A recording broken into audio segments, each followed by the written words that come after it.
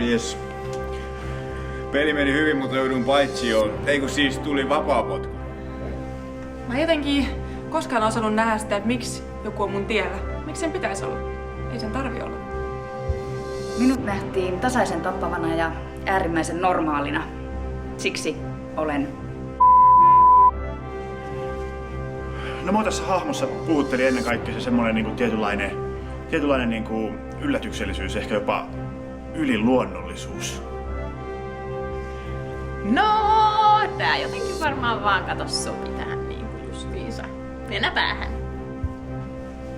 Kaikkihan ei ihan aina mene niin kuin itse ajattelee, mutta kyllä ainakin vuoden 1986 kesäteatterissa Lohjalla meni todellakin.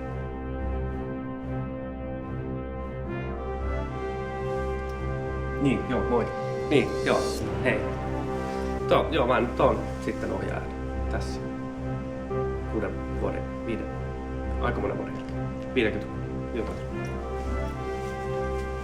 Mä sain pykälän ylennyksen, enää mä en oo 3.